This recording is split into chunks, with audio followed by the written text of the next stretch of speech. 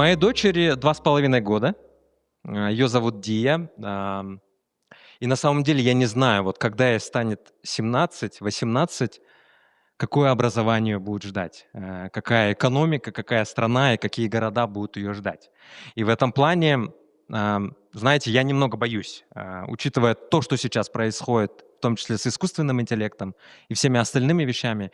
И мне бы хотелось сегодня с вами вместе, с этим очень классными спикерами, с большими регалиями, с большими достижениями в науке, в образовании, в целом в обучении нового поколения попробовать понять все-таки, куда мы движемся, что мы должны сделать, и самое главное, креативность как скилл, да, что с этим делать. И слушая все эти панельные сессии сегодня и вчера, и в других днях, я на самом деле понял, что креативность как скилл, на самом деле это не очевидная вещь. Да, мы сегодня здесь все собрались, каждый из нас является представителем креативной индустрии, созидает, творит что-то. Но если брать широкую массу людей, наши страны, наше общество и нашу молодежь, мне кажется, креативность для них не всегда очевидная история, и они не всегда знают, что ее можно применять, в том числе, чтобы выстроить какую-то стратегию в жизни, добиться определенных достижений. И вот в этом плане, с учетом всего этого, мне бы хотелось открыть, да, и начать с Сары. Sarah, let us first start with you. What really concerns you as an educator when it comes to creativity, Yeah. cities, and the creativity as a skill for the next generations? Yes. So focus on your question, what happens with your daughter now 2.5? There are many changes afoot in the world of education, I think. So for the last 15 years or so, we've run a master's in innovation, creativity and leadership, and multidisciplinary masters at City St George's, my university. And we ran it according to principles of shared values, multidisciplinary collaboration, experiential learning, putting ideas into action. These are all great principles, and I still strongly believe in them. But the form of the course, I think, perhaps needs to grow and change, not least because of the implications of AI. So how does education respond to the massive changes we are seeing in the workforce, the organizations, the implications of that for career paths, all through the generations? I mean, conversation over lunch, I think, in some ways, my generation is very lucky because we're quite sort of stable, probably. The younger generations, many of you in the room, will go through many changes in your careers. Who knows for the people who are now the age of your daughter? So I think, I mean, for me, my mind goes to developing the human skills that will be timeless. So the creativity, obviously, the resilience, the empathy, the connection that we've spoken so much about. So for me, the response to AI is to kind of emphasize the human. In this world where knowledge will be so easily, knowledge in some sense will be so easily accessible through AI, what can we as humans contribute to remain central to the world? It's focusing on the human, I think to summarize. Отлично. Спасибо большое. Очень ценно и понятно, что без дискуссии искусственного интеллекта мы действительно не можем никуда как бы продвинуться. В этой связи, Зарина, вопрос вам. Скажите, пожалуйста, ну, как представитель, наверное, и IT-индустрии, и образования, и креативной экономики, скажите, пожалуйста, насколько сложно сочетать эти роли в себе и при этом не терять главный, так скажем, месседж, посыл или миссию образовательного института, что все-таки нужно готовить вот людей, которые будут в этих сложных условиях чувствовать себя комфортно, resilient и так далее, и так далее. Во всей тенденции развития мира, развития искусственного интеллекта, и нам тоже постоянно приходят эти вопросы, как мы можем вообще справиться и как мы будем справляться в перспективе со всеми вызовами, связанными с искусственным интеллектом, это первое. Второе — это то, что насколько изменяется тоже ведь Узбекистан, да, и насколько изменяется вообще мир. У нас в Узбекистане, даже вот мы ранее кто-то говорил, что там страны разные и так далее, но даже взять Узбекистан как некую целую экосистему, и она тоже разная. Если взять, например, наш кампус в Самарканде, где учатся региональные ребята, мы видим, насколько ребята другой консистенции. Это ребята, которые минимально используют искусственный интеллект, и максимально они именно держатся именно за свои знания, за свои навыки, за свои поиски. Если мы возьмем контингент Ташкентского кампуса, где ребята более мобильные, где ребята очень сильно уходят в поиски и находят быстрее вопросы на ответы. Но усидчивость у них более низкая, чем у ребят, которые у нас учатся в региональном кампусе. И, конечно же, здесь задается вопрос. Нам в перспективе нужны ребята, которые могут быстро, мобильно изменяться, исходя из вызовов, или нам нужны усидчивые люди, которых мы сможем развивать, давать им образование. Конечно, вот в этом во всем, что является главным, это свобода, которую мы должны предоставлять в перспективе в образовании. И, конечно же, равенство, которого, к сожалению, еще нет, но мы должны предоставлять. И третье, когда есть свобода и когда есть равенство во всех отношениях, в инфраструктурных, в обычных коммуникационных, в обычной сети интернет даже, мы можем вырастить то креативное общество, которое может задавать правильные вопросы. Молодым людям нужно минимализм, их нужно просто услышать и понять, что они хотят сделать. И тогда, может быть, и государство будет развиваться в совсем другом темпе, потому что мы, как взрослые, мы забываем именно про эту молодежь, про эту креативную молодежь, хотя которая уже кричит о больших проблемах, которые мы пропускаем. Спасибо большое. Юлия, вопрос, наверное, вам. Свобода как центральный элемент образования, особенно высшего образования. Скажите, пожалуйста, я знаю, что вы разрабатывали, да, одну из, на самом деле, первых инновационных программ в Центральной Азии по менеджменту креативных индустрий. И с какими дилеммами вы сталкивались тогда, и что вы видите сейчас, и насколько вопрос и AI, и свободы, и того, что креативность на самом деле, то, что говорила Зарина, не только ограничена креативной индустрией, а это еще и связано и с здравоохранением, и со всеми остальными областями. Что в связи с этим у вас, что вы думаете, что вы чувствуете? Вот если рефлексируя, попробовать рассказать. Спасибо. Yes, so in terms of development of the program, the dilemmas you did say we encountered, we didn't actually encounter many of the dilemmas, to be honest.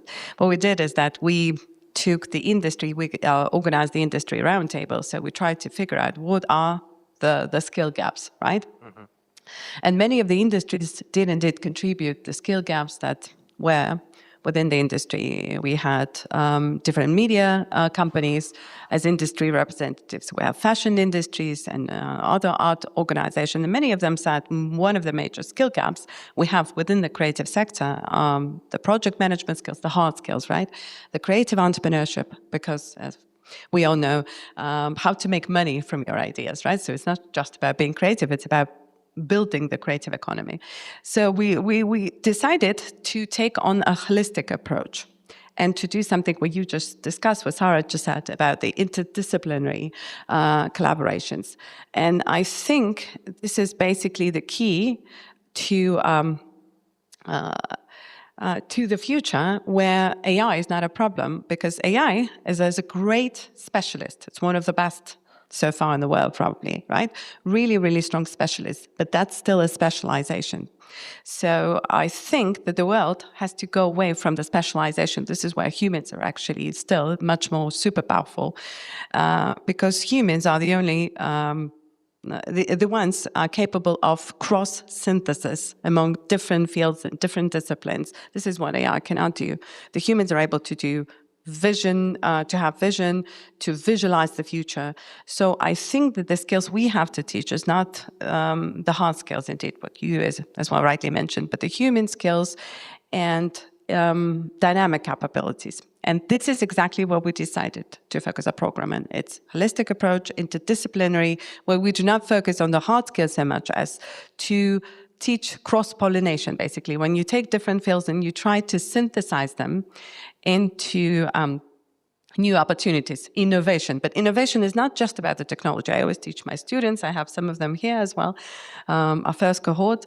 We try not to teach innovation just as the technology. Please, guys, forgive me, right? So because technology is really something which could also be redundant just in a few years. And we've seen the examples of, coders that 5 years ago was one of the professions that people were craving to get. And then we've seen the layoffs. Thousands and thousands of people across the world have been laid off. So technology itself is not a solution. And AI, again, being a great specialist, but we're trying to build and train people who are the architects of the future. And for the being able to be the architects, you have to have dynamic capabilities. And this is what we focus our education on. So to be able to be agile, to adapt fast, to be flexible, to reconfigure your existing skill sets. And this is exactly what you have to teach your child as well, right? Because specialization is no longer the key to address. Even if you're a great specialist in one field, this is something that can be really redundant in a few years. So I do believe that we have to build architects that are able to use AI and other extremely beautiful and useful technological tools, but to build with the AI rather than be, scared off by AI or be somehow intimidated by it. Okay. Hopefully this is what I that's answered the perfect. question. Yes, thank you so much. Thank you so much, Юлия. Очень ценные мысли. Если попробовать суммировать первую часть дискуссии, мы сейчас перейдем на обсуждение Кыргызстана. Мы понимаем, что интердисциплинарность очень сильно важна, возможность не только узкой специализации, но и такой generalist approach, да, вот то, что вы говорите. И мы видим, что именно в образовании детей, школьников очень сильно важна возможность иметь это пространство, да, вот для эксперимента, ощущение свободы и понимание, что не только условно академические, да, вещи важны, но и возможность жить эту жизнь и учиться с ней, вот, в том числе с технологиями, которые сейчас происходят. В связи с этим, Асель, не могу не спросить про... И мы плавно перейдем вот к вашему проекту Teach for Кыргызстан. И этот проект очень успешен и в Узбекистане, и в Казахстане. Это тоже является таким, знаете, одним из landmark projects, которые очень сильно обсуждаются. В связи с этим, как нам вот в этом мире, где с одной стороны есть запросы на использование инструментов AI, и с другой стороны быть и узким специалистом, и широким, и уметь мыслить шире, чем просто там твоя специализация и так далее, как уже на уровне формирования детей, в том числе в селах и в регионах и в областях, создать эту возможность, чтобы снова не множить это неравенство, которое есть и в технологиях, и в экономических возможностях, и в образовательных возможностях. Спасибо. Спасибо, Данияр. Если сейчас мы закроем глаза и представим карту Центральной Азии, то это будут огни больших городов. Это Астана, Алматы, Ташкент, Бишкек, Бухара, Самарканд, все города, о которых мы вчера говорили. Но между ними будут большие темные пятна. Это регионы и села. И вот вся Центральная Азия — это молодой регион. У нас у всех идет демографический рост, очень большой. В частности, в Кыргызстане у нас в ближайшие 10 лет почти треть населения — это будут школьники. Те, которые будут сидеть за партой. И будущее наше, о котором мы говорим сегодня здесь, оно сегодня сидит за партой в региональной школе, часто за обшарпанной партой. И то, о чем мы говорим здесь сейчас, и что происходит в школе, между этим пропасть. Потому что сегодняшняя школа в наших странах — это по-прежнему старая система образования, где учителям удобно, чтобы дети были послушные. И как потом, когда они получат образование в таком виде, как из них сделать креативных предпринимателей, как сделать так, чтобы они творили будущее. И я хочу рассказать вам, как мы это делаем в Кыргызстане с программой Teach for Кыргызстан. И, к счастью, все три страны, Узбекистан, Казахстан и Кыргызстан, практически одновременно начали эту программу. Мы сейчас двигаемся все одинаково, работаем только 2-3 года, будут только первые 2 выпуска. Кыргызстан у нас сегодня нуждается не просто в учителях, он нуждается в людях, которые сами живут в логике креативной экономики и могут это передать детям. Но сельские школы особо уязвимы. Дефицит учителей, устаревшая педагогика и слабая связь с реальным миром. И это, вот вчера мы называли это киллер-факторами, это киллер-фактор со знаком минус. Если еще сказать о том, что возраст учителей, по крайней мере в Кыргызстане, это 60%, плюс-минус 60%, то есть те, которые уже вряд ли овладеют новыми технологиями, о которых мы говорим. Это очень слабая подготовка учителей через наши педагогические вузы, то есть это те факторы, которые могут убить любую реформу, любые инициативы. Какое решение мы пробуем сейчас протестировать в Кыргызстане и во всей Центральной Азии?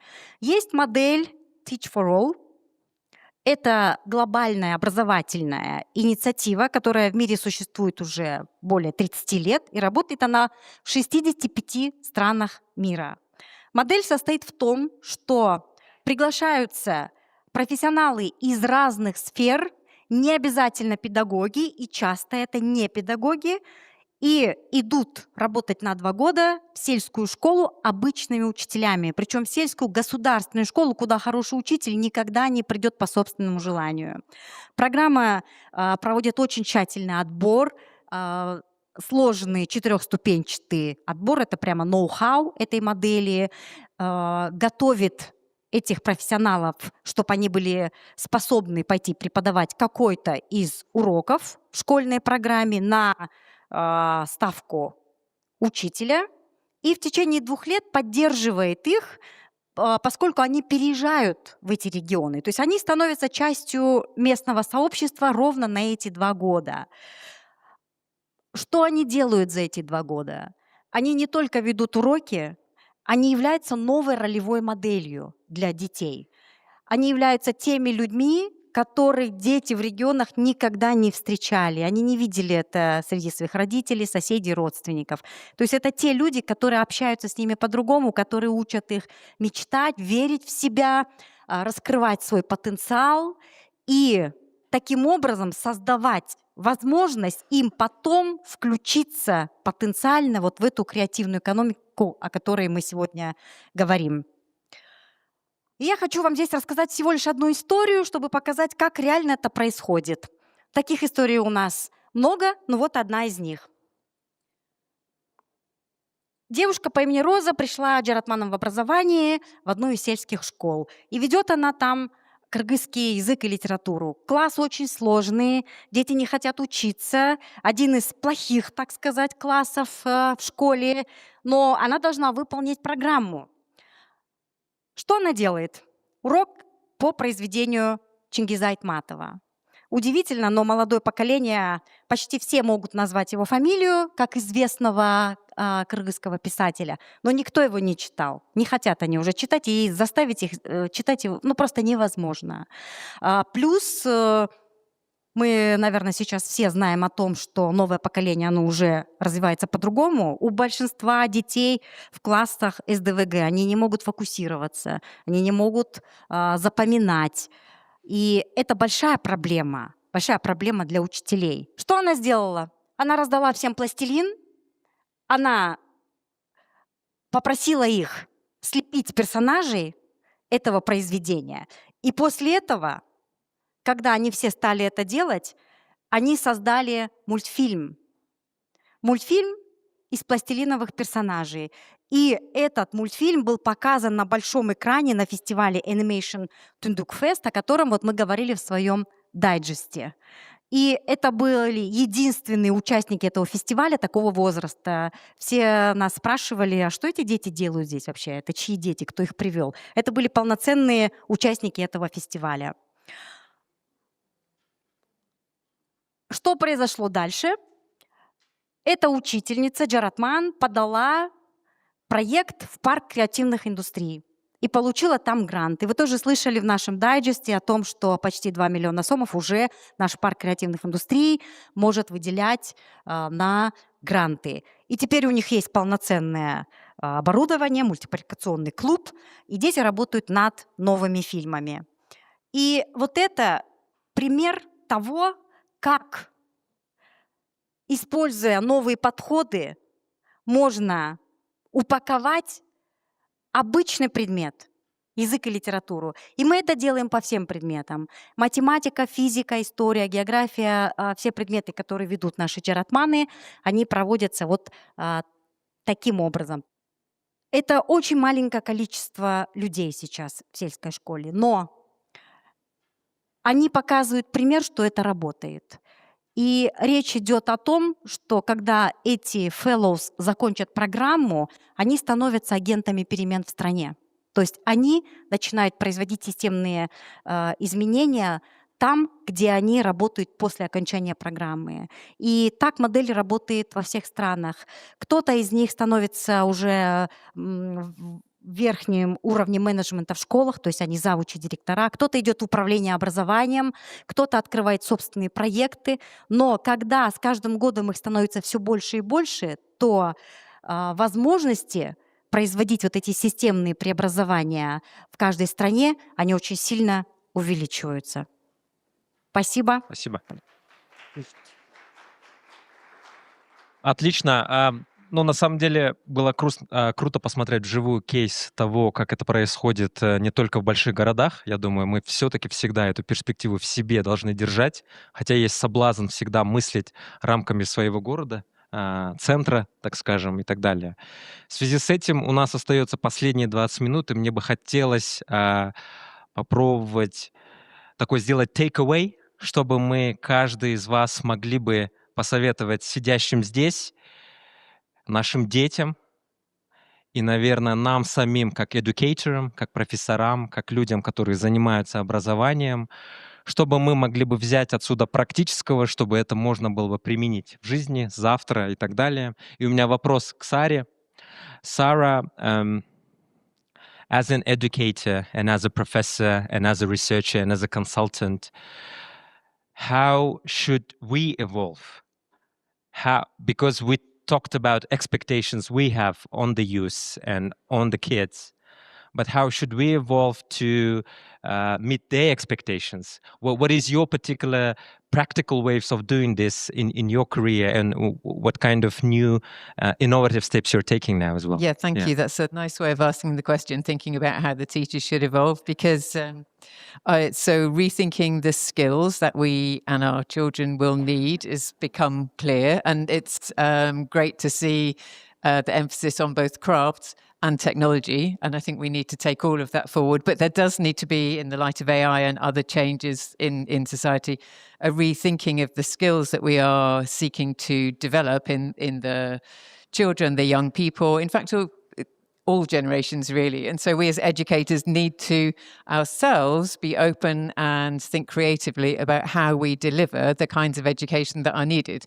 So I would say the first step is to think for ourselves how we can be creative about the educational programs that we deliver and respond to the needs in the new contexts as they evolve. Because we have a context that feels very new right now, but in another year, in another 2 years, I'm sure there will be more changes. So one of the main kind of skills that I think we need to develop as educators is the flexibility to be able to respond and keep responding creatively, positively, to develop the skills that we want to see in the children, the young people, really for kind of thinking in terms of lifelong learning. So yeah, I love the emphasis there with the professionals joining your schools who are themselves learning. So yeah, great inspirations. Thank you. Отлично. Спасибо большое, Юлия. Мой вопрос к вам, да, вот тоже связан, наверное, how much we are creative enough to teach creativity, да, готовы ли мы сами быть такими креативными. И пока мы разработаем, обсудим и утвердим curriculum и программу, мы действительно можем потерять очень много времени. Вот что в связи с этим делать? Вот вам, как человеку, который непосредственно является лидером направления, да? Спасибо. Again, thank you for your question, Danielle. All right, so as a key takeaway, I think that how do we teach ourselves to be creative? Obviously, I know that some people are embedded with creativity, they're born this way, but creativity as well can be flourished. I mean, it can be taught in some way. So how do we teach ourselves to be creative is basically we should watch movies, read books, communicate with other people and try to be open-minded as much as we can, because indeed, and also indeed, well, what you said, one of the newest approach of how do we teach children or students so that they're also engaged is engaging them actually. And what we've noticed as educators, I personally and many of my colleagues as well, nowadays the students do not want to be taught, right? Or just lectured. They want to collaborate and communicate throughout the lecturing process. So this is exactly what we do. We discuss with them. And indeed, as a lifelong learning, we learn as well because they're younger. Well, for example, I teach innovation, but I'm really, really bad at technical skills, to be honest. Okay, here, like Evelina was recording. But this is exactly what students can contribute to us. They teach us some of the skills. I mean, they share some of the insights that they're learning not on the street somewhere, but outside, which we might not have access to. So being able to be flexible and adopt that quickly and absorb that quickly and not be against it is one of the educators' role. We should continue to be open-minded and absorb new things, learn new things ourselves, be flexible and reconfiguring. So for that also we need imagination and we need self-reflection to be able to reflect on ourselves. And that's one of the skills that we teach others, but we also have to apply for ourselves to reflect on how we could do better, what we did wrong, what we did well, and how we could improve. So for that, basically, that's a continuous lifelong learning for the educators as well. Спасибо, Юлия. Thank Очень, you. очень ценно. Зарина, вопрос к вам. Учитывая, что у школы 21 по очевидным причинам есть большой фокус на развитие технических навыков, IT-навыков, дата-аналитики и так далее. Вот чувствуете ли вы, что в целом, возможно, нужно менять и ваш подход, и что все-таки каких-то элементов в пазле недостает, и было бы круто, условно, проводить с ними книжные клубы, да, или обсуждать какие-то романы, не только заниматься, условно, кодингом или еще чем-то, обсуждать философов, да, условно, и так далее. Спасибо. На самом деле, когда мы запускали ту же ведь акселерационную программу, у нас была такая проблема. Наши ребята не умеют мыслить, не умеют правильно задавать вопросы. Да? И это очень важно. И мы первым делом, когда мы делали, мы запустили просто наш первый идиатон. Идиатон, будто бы это элементарно.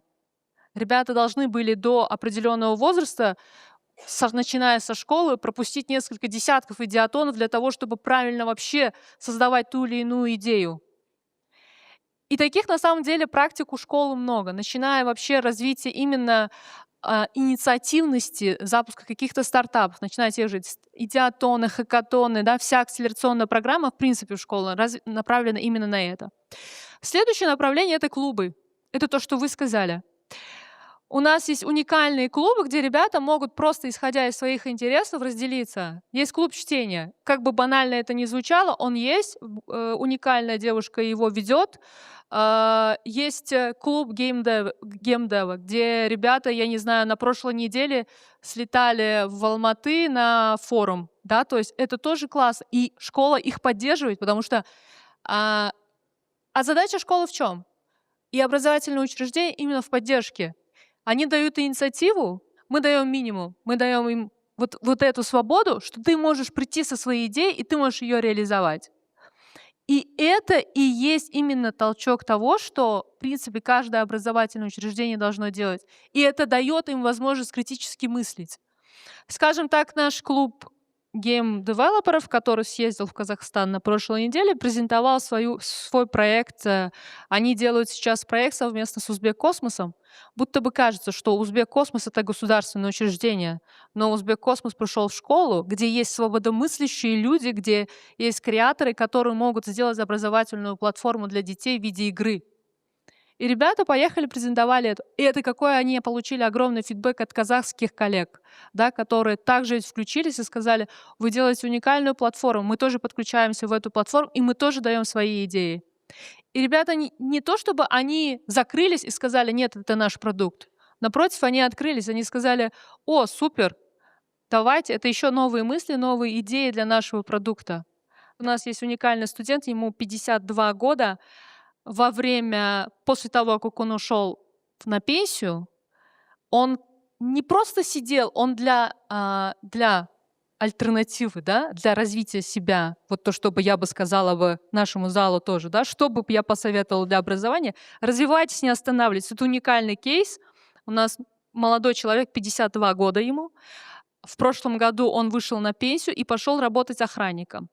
Во время своей охраны он не сидел просто так на чеку, а изучал Python. Вы представляете? И он сейчас делает продукт для своих внуков в виде бота для того, чтобы внуки могли читать, для того, чтобы они прочитанный материал могли как-то его создать. И эту игру он сейчас создает. И эти уникальные люди есть на самом деле. Сегодняшнее время, оно пытает нас, чтобы мы развивались постоянно. Это очень сложно. Да, то есть даже я могу сказать, что я молодая и так далее, это постоянно нужно быть. Это очень сложно, когда ты управляешь школами, когда ты, ты должен быть еще в тенденции, ты должен быть в одном дискурсе с этим обществом, и ты должен каждого поддержать, ты должен развиваться, и ты должен постоянно это делать. Это, конечно, очень много. И плюс к этому ко всему, Юля то, что сказала, и то, что все, в принципе, искусственный интеллект — уникальная штука. Уникальная штука. Невероятная оптимизация просто твоего дня. Но вы проанализируете свое состояние раньше и сейчас. Сейчас вы выполняете сотни задач с помощью искусственного интеллекта. Но это не означает, что наш мозг выключен. Напротив, наш мозг просто переваривать 100 задач быстрее, чем раньше. Ему помогает в этом искусственный интеллект. Поэтому будьте адаптивными, и время это требует. Спасибо большое. Отлично, спасибо большое, очень ценно. Разрешите закончить эту сессию. Спасибо вам большое, спасибо нашим спикерам. Это было действительно очень ценно. Я надеюсь, каждый из нас взял определенное зерно, которое дальше прорастет в интересные проекты, в коллаборации. Спасибо всем большое. Рахмет.